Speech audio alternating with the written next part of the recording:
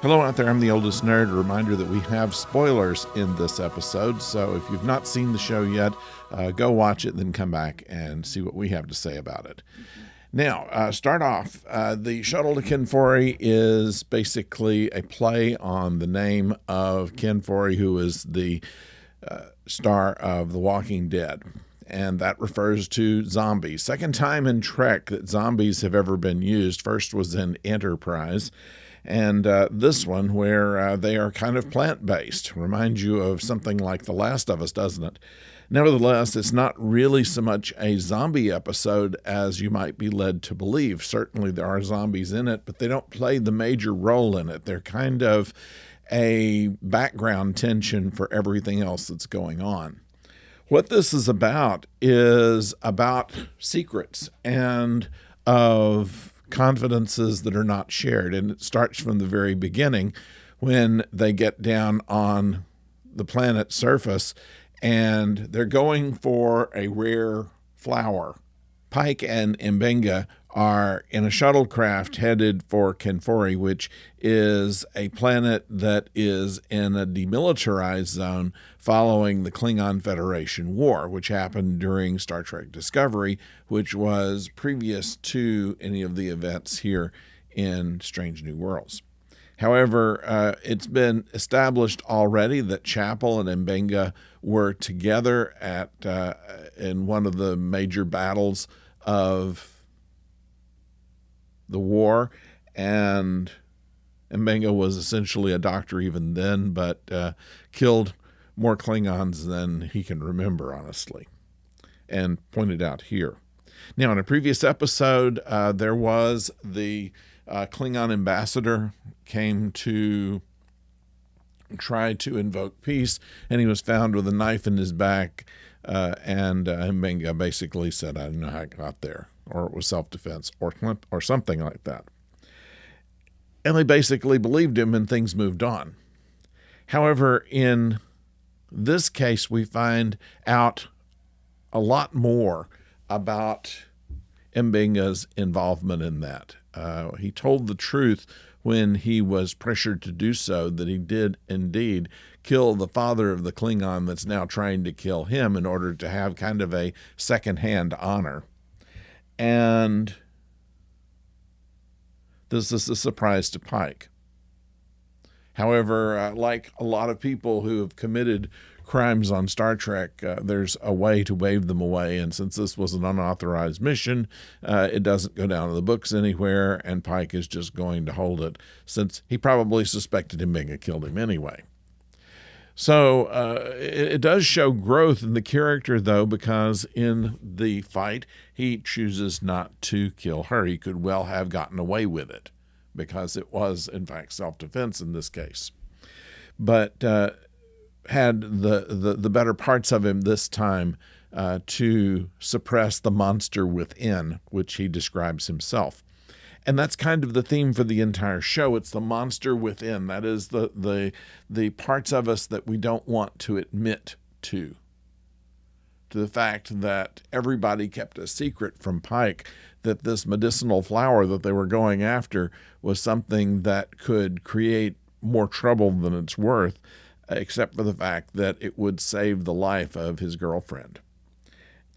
Meantime, on the ship, the same kind of thing going on. We know now that Ortegas has PTSD as a result of her encounter with the Gorn, and she's become a bit more unpredictable, although I would say probably that her snarky personality is just a little more amplified, it seems, as a result of her post-traumatic stress. Now, it comes to questioning Number One's orders on the bridge and actually not carrying out an order as it was specifically given in order to do things her way, which worked out, but that working out was not necessarily what saved the day. So what it comes down to is that since they would have gotten off anyway, without the extraordinary warping into the atmosphere, emergency beam out kind of thing, that it would have worked just as well. So what we have, and that number one pointed out to Ortegas, was that they put the ship in unnecessary risk for an outcome that would have happened the same whether they'd done it or not. And so she's put on report and is confined, suspended from duties for a couple of weeks. And this would probably be the first time in Trek that someone has done something like that that really didn't save the day, and then they had to suffer consequences for it. Usually all you have to do, I mean, it went back to MASH. Hawkeye could be as unmilitary as possible, get in all kind of trouble that have anybody sitting in the stockade, but he goes and does surgery right next on the general's daughter or something, and he's saved. And that's happened a lot in Star Trek too, and that's what did not happen this time. And while everybody is okay, the risk was still there, and I agree with number one on that.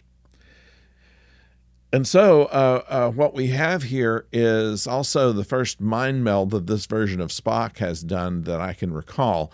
And his early fight between his human and Vulcan side is brought to sharp relief here, in that he is kind of caught in this mind meld and the terrible monster within.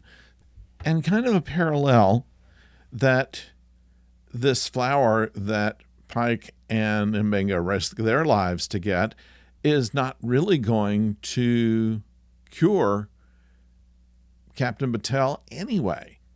It's going to create kind of a human hybrid Gorn, and we don't really know what that's going to do to her, honestly, other than just save her life. It saves her life, but what kind of life is it going to be after that? And so maybe this is a risk that wasn't worth taking either. So that's kind of where the plot is. On a personal level, we see closer bonds between M'Benga and Pike.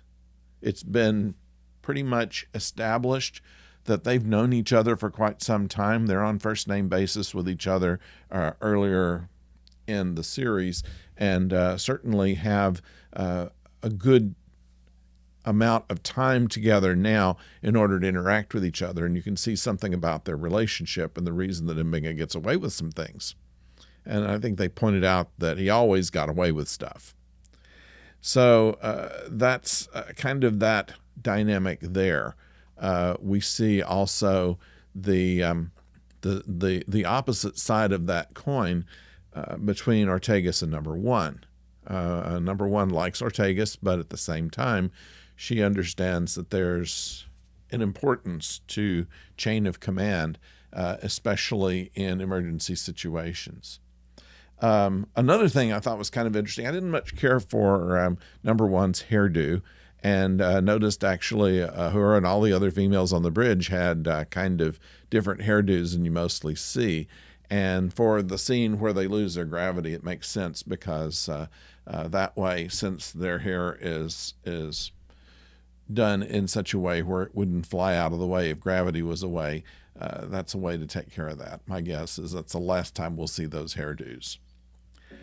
So I'd like to know what you think. Please put them in the comments below. We always enjoy reading them, and we'll answer as many as we can. We'll be back next week with our regular run of Babylon 5 review, a visit with Professor O, and talking movies. I think we're going to talk about the black hole next, and then another episode of Strange New Worlds at the end of next week. So thank you for joining us, and until next time, don't go far.